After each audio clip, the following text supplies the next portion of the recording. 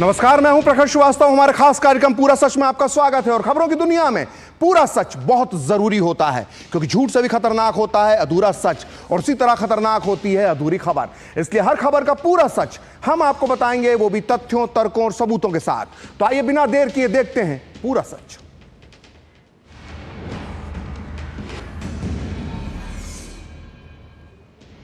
तो देश के पूर्व प्रधानमंत्री अटल बिहारी वाजपेयी ने स्वातंत्र्य वीर विनायक दामोदर सावरकर के लिए कहा था कि सावरकर एक व्यक्ति नहीं, एक विचार है, एक चिंगारी नहीं, एक अंगार है। आज मां भारती के ऐसी महान सपूत वीर सावरकर की जयंती है, और इसीलिए आज हम आपके लिए पूरा सच में लेकर आए हैं वीर सावरकर का दिया वो महान मंत्र जिसकी चर्चा बहुत कम होती है। आज हम आपको बताएंगे वीर सावरकर का वो योगदान जिसकी वजह से हमारे भारत की सेना बनी बलवान। आज आपको पता चल जाएगा कि सावरकर के एक प्लान से, सिर्फ एक प्लान से कैसे कमजोर हो गया था पाकिस्तान, और कैसे सावरकर की चाल से जिन्ना हो गए थे चारों खाने चित्त। आज आपको यह पता चलेगा कि भारत की जिस आर्मी पावर को दुनिया सलाम करती है, उसकी सिक्योरिटी डॉक्ट्रिन के जनक थे वीर सावरकर। तो आइए बिना देर किए देखते हैं पूरा सच पूरे विस्तार के साथ, और सुनते हैं मां भारती के इस वीर सपूत की अद्भुत, अकल्पनीय और गौरवशाली दास्तां। तो आज वीर सावरकर की जयंती है। इस पर पूरा देश उन्हें आज आदर के साथ श्रद्धांजलि दे रहा है। वैसे तो महान क्रांतिकारी वीर सावरकर के बारे में बताने को इतना कुछ है कि हमारे इस कार्यक्रम के आधे घंटे कम पड़ जाएंगे। इसलिए आज हम आपको पूरा सच में वीर सावरकर के उस महान योगदान के बारे में बताएंगे जिससे बहुत कम लोग परिचित हैं। जैसे मिसाल के तौर पर ये बहुत कम लोग जानते हैं कि आज अगर भारत पूरी दुनिया में एक बहुत बड़ी सैनिक ताकत है, तो इसके पीछे वीर सावरकर का भी बहुत बड़ा योगदान है।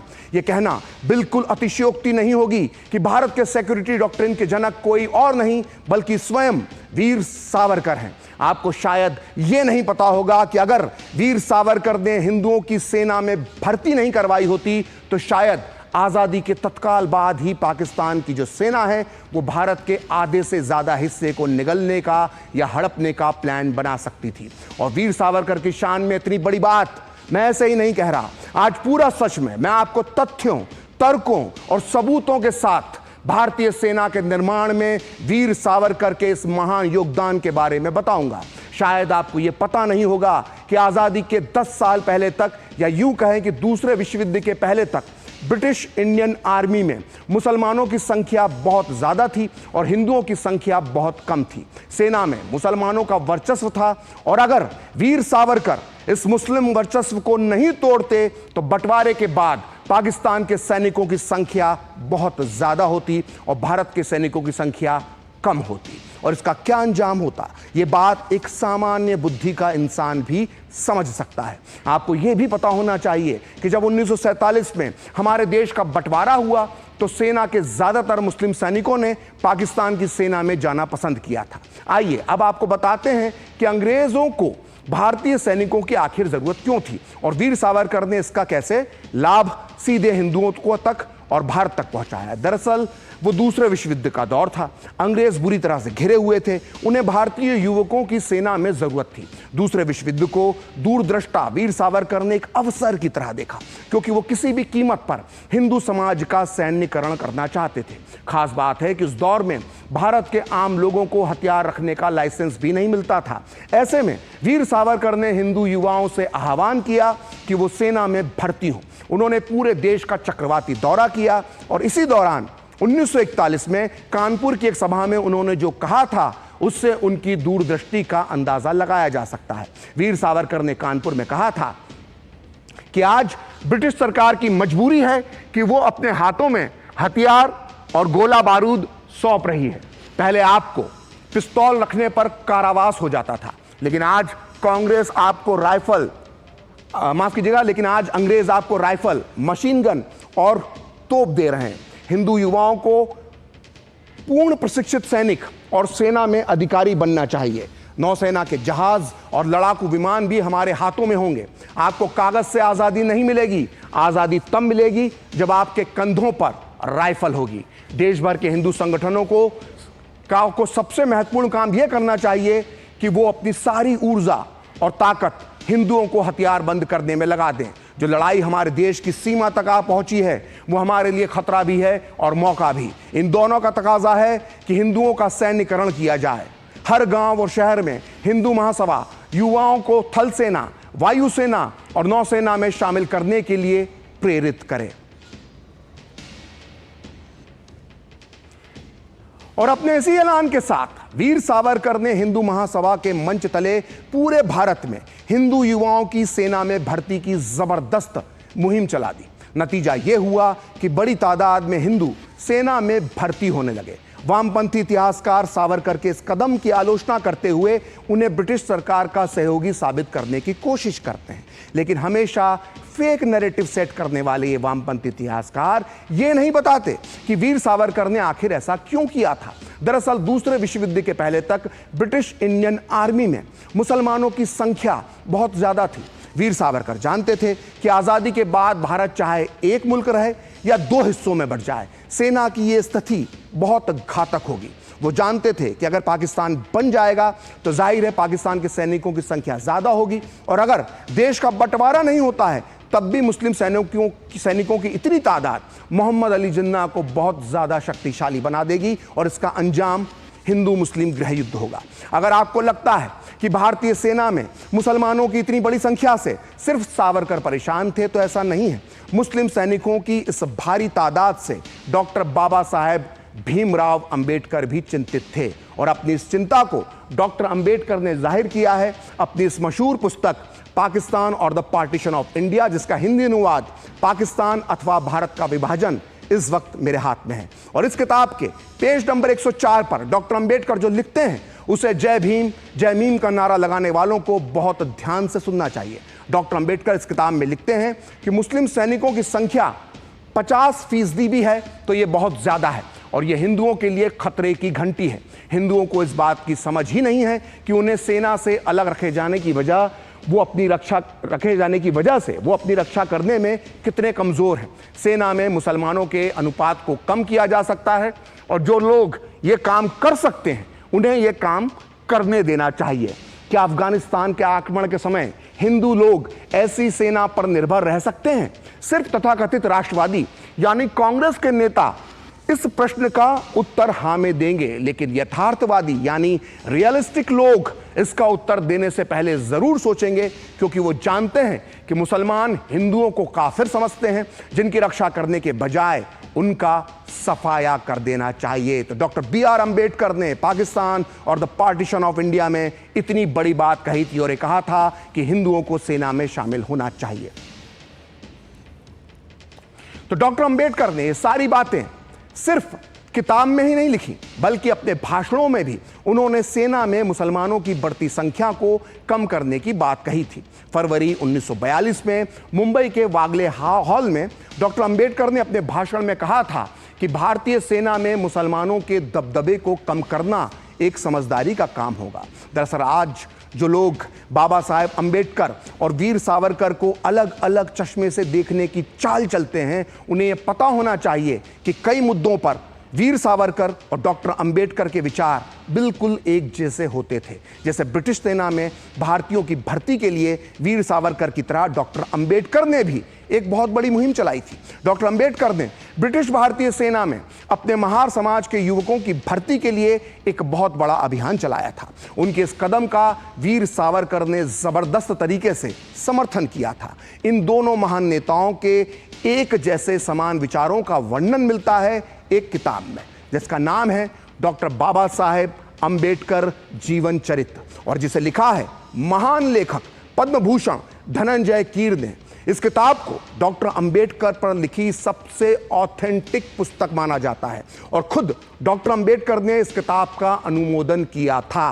तो पद्म भूषण धनंजय कीर अपनी इस किताब के पेज नंबर 322 पर लिखते हैं कि डॉक्टर अंबेडकर ने ब्रिटिश सरकार से आह्वान किया कि दूसरे विश्व युद्ध में सक्रिय भाग लेने के लिए महारों की एक रेजिमेंट बनाई जाए। इस मांग के बाद अंग्रेज सरकार ने महारों की एक रेजिमेंट का निर्माण किया। डॉक्टर अंबेडकर ने महारों से कहा कि वो अपने देश की सुरक्षा और अपने हित के लिए इस मौके का लाभ उठाकर सेना में प्रवेश करें। थोड़े ही दिनों में महार जाति के अनेक युवाओं ने सेना में प्रवेश किया। डॉक्टर अंबेडकर ने महारों के सैन्यकरण के जो प्रयास किए थे उसके बारे में वीर सावरकर ने कहा था कि मेरा यह विश्वास है कि डॉक्टर अंबेडकर के उचित मार्गदर्शन में महार बंधुओं की सैनिक प्रतिभा फिर से चमकेगी और उनकी लड़ाकू शक्ति का इस्तेमाल देश की ताकत बढ़ाने में होगा। तो इस तरह से डॉक्टर अंबेडकर और वीर सावरकर एक दूसरे के कदम की सराहना कर रहे थे। तो सुना आपने, वीर सावरकर और डॉक्टर अंबेडकर दोनों नेता ब्रिटिश आर्मी में भारतीय युवाओं की भर्ती के लिए अभियान चला रहे थे। दरअसल मैं वामपंथी इतिहासकारों को बेनकाब करने के लिए ही बार बार डॉक्टर अंबेडकर का उल्लेख, उनकी पुस्तकों का हवाला दे रहा हूं, क्योंकि ये चालाक इतिहासकार एक तरह से तो डॉक्टर अंबेडकर का सम्मान का ढोंग करते हैं, वहीं दूसरी तरफ ये लोग वीर सावरकर के लिए गलत भाषा का, आपत्तिजनक भाषा का इस्तेमाल करते हैं। इसलिए इन वामपंथी इतिहासकारों को यह आईना दिखाना जरूरी है कि हिंदुओं के सैन्यकरण के मुद्दे पर अंबेडकर हो या सावरकर हो, दोनों की राय एक थी। दरअसल वीर सावरकर जानते थे कि जो हिंदू युवा ब्रिटिश इंडियन आर्मी में आज भर्ती हो रहे हैं वो एक दिन देश की सेवा में जरूर काम आएंगे, और ये हुआ भी। इनमें से कुछ युवा बाद में जाकर नेताजी सुभाष चंद्र बोस की आजाद हिंद फौज का हिस्सा बने, और इन्हीं में से एक थे बाबूराव परांजपे। बाबूराव परांजपे वीर सावरकर के विचारों से प्रभावित होकर ब्रिटिश सेना में शामिल हुए और फिर ब्रिटिश आर्मी को चकमा देकर नेताजी सुभाष चंद्र बोस की आजाद हिंद फौज का वो हिस्सा बन गए। आजाद हिंद फौज की तरफ से लड़ते हुए बाबूराव परांजपे को बर्मा में गोली भी लगी और वो मरते मरते बचे। बाबूराव परांजपे को अगर आप बहुत हल्के में ले रहे हैं तो गलती कर रहे हैं। परांजपे आगे जाकर 1957 से लेकर 1975 तक पूरे 18 साल तक जबलपुर जैसे बड़े शहर के मेयर रहे, महापौर रहे। इसके बाद वो 1982, 1989, 1996 और 1998 में पूरे 4 बार जबलपुर से सांसद भी बने। और सांसद रहने के दौरान बाबूराव परांजपे ने 1 सितंबर 1997 को लोकसभा में जो भाषण दिया था उसकी कॉपी इस वक्त मेरे पास है, और आप इस भाषण को बहुत ध्यान से सुनना चाहिए आपको। यह भाषण उन्होंने अपने इस भाषण में नेताजी बोस और वीर सावरकर के रिश्तों के बारे में कई राज खोले थे। परांजपे ने लोकसभा में कहा था कि नेताजी सुभाष चंद्र बोस ने भारत से जाने से पहले वीर सावरकर से एक गुप्त मुलाकात की थी। इस मुलाकात के कुछ दिन बाद नेताजी बोस अफगानिस्तान होते हुए जर्मनी पहुंच गए। इसी दौरान वीर सावरकर ने नारा दिया, भारतीय सेना में जाओ, कल में छोड़ो, बंदूक उठाओ। इस नारे से साफ था कि वीर सावरकर जानते थे कि आजादी अहिंसा से नहीं मिलेगी। अगर अंग्रेजों को भगाना है तो युवाओं को बंदूक उठानी होगी। सावरकर का उद्देश्य था कि जैसे भी मौका मिले भारतीय युवा बंदूक चलाना सीख लें और सही वक्त आने पर इस बंदूक का रुख अंग्रेजों के खिलाफ मोड़ दें। सावरकर के इसी विचार से प्रेरित होकर मुझ जैसे सैकड़ों युवाओं ने ब्रिटिश सेना ज्वाइन की। इसके बाद 1944 में बर्मा में मैंने मौका मिलते ही अपने 4 ब्रिटिश सैन्य अधिकारियों को गोली मार दी और अपनी कंपनी के साथ आजाद हिंद फौज में शामिल हो गया। तो बाबूराव परांजपे ने इतनी बड़ी बात वीर सावरकर और आजाद हिंद फौज के बारे में कही थी। और इसी बीच तो हम बात कर रहे हैं वीर सावरकर की जयंती पर उनके जो भारत के सैन्यकरण हुआ, जो भारत आज सैनिक शक्तिशाली देश के तौर पर जाने जाता है, उसमें उनका क्या योगदान था। तो दरअसल ये आपको पता होना चाहिए कि वीर सावरकर और नेताजी सुभाष चंद्र बोस की विचारधाराएं अलग अलग थीं, लेकिन दोनों एक दूसरे का बहुत सम्मान करते थे। और जब नेताजी बोस कांग्रेस के अध्यक्ष थे तब उन्होंने वीर सावरकर को कांग्रेस में शामिल होने के लिए आमंत्रित किया था, जिसे सावरकर ने स्वीकार नहीं किया।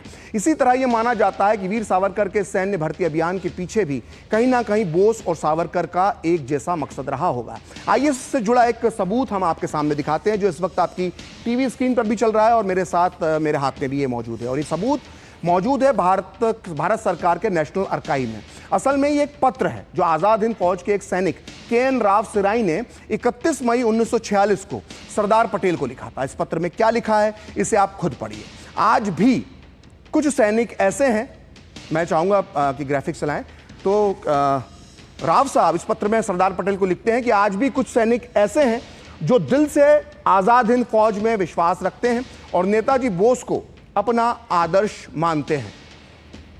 ऐसे लोग नेताजी बोस, कुछ ऐसे लोग भी हैं जो नेताजी बोस को भगवान भी मानते हैं और ऐसे लोगों को बस एक आदेश का इंतजार है। ये वो सैनिक हैं जो 1942 में बैरिस्टर सावरकर की सलाह पर भारतीय सेना में शामिल हुए थे। तो इतने सबूत हमने आपको ये बता दिए हैं जो बताते हैं कि किस तरह से जो भारतीय सेना का जो आज शक्तिशाली बनी है, इसमें कितना बड़ा योगदान जो है वीर सावरकर का था, क्योंकि वो लगातार भारतीय सैनिकों की भर्ती कर रहे हैं। लेकिन क्या आप जानते हैं कि जब वीर सावरकर के इस सैन्य भर्ती अभियान से सबसे ज़्यादा जो लोग परेशान हुए, उनमें सबसे ज़्यादा परेशान होने वाला व्यक्ति कौन था? उस व्यक्ति का नाम था मोहम्मद अली जिन्ना। असल में जब 1946 में दूसरे विश्व युद्ध के बाद भारतीय सेना के आंकड़े सामने आए तो जिन्ना और मुस्लिम लीग के दूसरे नेताओं के होश उड़ गए।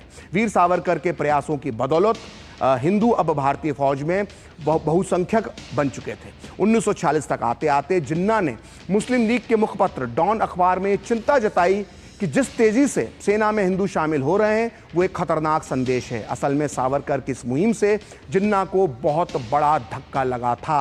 उनकी पूरी प्लानिंग फेल हो गई थी। असल में जिन्ना को लगता था कि मुस्लिम वर्चस्व वाली इंडियन ब्रिटिश आर्मी भविष्य में उनके लिए बहुत काम की होगी और खुद जिन्ना ने बात एक इंटरव्यू में कही थी।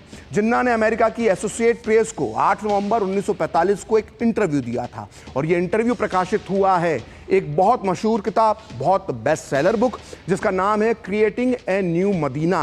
इस किताब को लिखा है वेंकट धुलीपाला ने और इस किताब के पेज नंबर 176 पर जिन्ना के हवाले से लिखा हुआ है कि भारत की सेना में 55% संख्या पंजाब के सैनिकों की है और इन सैनिकों में ज़्यादातर मुसलमान सैनिक हैं। जाहिर है ऐसे में अगर पाकिस्तान बनता है तो वो किसी भी मजबूत देश की तरह अपनी सुरक्षा करने में सक्षम होगा। जिन्ना को अपनी सेना पर, अपने मुस्लिम सैनिकों पर इतना भरोसा था, लेकिन सावरकर ने जिन्ना का सारा प्लान ध्वस्त कर दिया।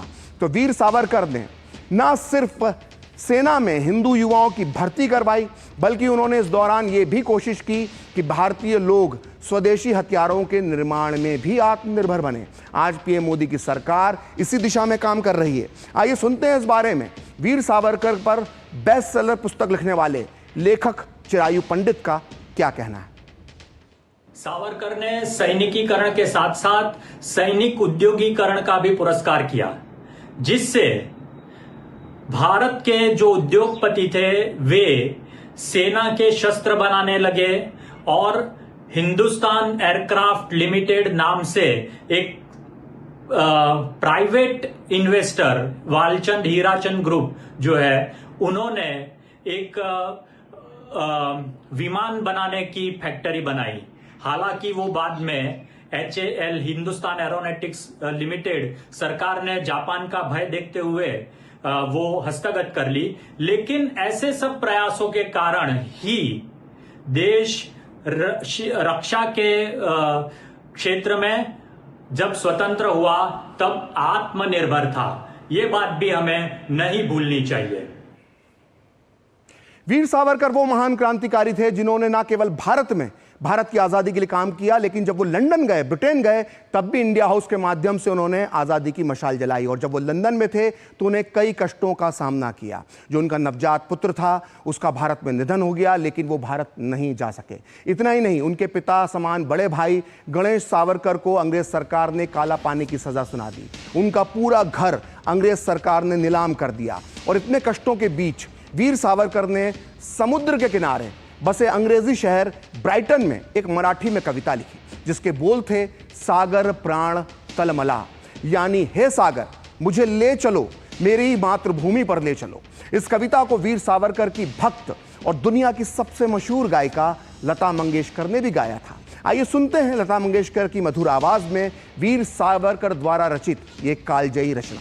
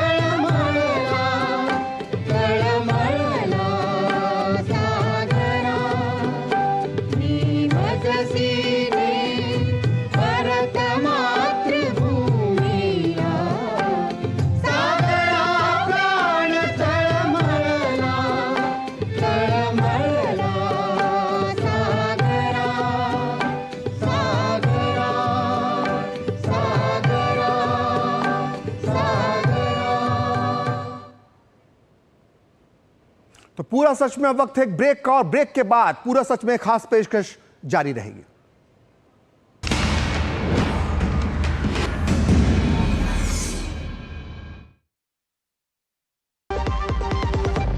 लाल रंग इसका अपार, तीखा कम है फिर भी स्वाद बेमिसाल बेमिसाल MDH Kashmiri MDH Kashmiri. MDH जो लक्ष्य चुना था समझ आने लगा है। GLA यूनिवर्सिटी, उच्च लक्ष्यों की निश्चित प्राप्ति। यशस्वी प्रधानमंत्री नरेंद्र मोदी जी की प्रेरणा से मध्य प्रदेश के विजनरी मुख्यमंत्री डॉक्टर मोहन यादव के नेतृत्व में प्रदेश में देवी अहिल्या नारी सशक्तिकरण मिशन की शुरुआत की गई है, जिससे प्रदेश में महिलाएं स्वावलंबी और सशक्त बन रही हैं। इसी क्रम में सुशासन और नारी सशक्तिकरण की मिसाल लोक माता देवी अहिल्याबाई होलकर के 300वें जन्म जयंती वर्ष के अवसर पर 31 मई को भोपाल के जम्बूरी मैदान में लोक माता देवी अहिल्याबाई महिला सशक्तिकरण महासम्मेलन आयोजित किया जा रहा है, जिसे यशस्वी प्रधानमंत्री नरेंद्र मोदी जी द्वारा संबोधित किया जाएगा। इस अवसर पर लोक माता को समर्पित डाक टिकट और सिक्के के विमोचन के साथ साथ इंदौर में प्रदेश की पहली मेट्रो ट्रेन सेवा एवं सतना और दतिया एयरपोर्ट का वर्चुअल लोकार्पण भी माननीय प्रधानमंत्री जी के शुभ कर कमलों से होगा। राज्यपाल मंगू भाई पटेल एवं मुख्यमंत्री डॉक्टर मोहन यादव की गरिमामयी उपस्थिति में आइए इन ऐतिहासिक पलों के साक्षी बने। जब धरती चीर कर निकलता है लोहे का पत्थर और मिलता है मोंगिया के जोश से, फिर तपता है, पिघलता है और बनता है फौलाद। अब होता है सरिया सारी खूबियों के साथ। मोंगिया स्टील, मजबूत देश का मजबूत सरिया। सुनो, एक अच्छी इंश्योरेंस पॉलिसी AI से पूछते हैं।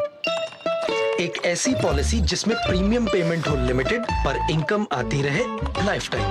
LIC का जीवन उत्सव। एक ऐसी पॉलिसी जो दे होल लाइफ इंश्योरेंस कवर भी। LIC का जीवन उत्सव। वाओ, चलो तो LIC की जीवन उत्सव पॉलिसी ही लेते हैं। मैं भी तुमसे यही कह रही थी, LIC का जीवन उत्सव। लाइफ टाइम सेलिब्रेशन मनाइए LIC के जीवन उत्सव के साथ, फ्यूचर सेट है।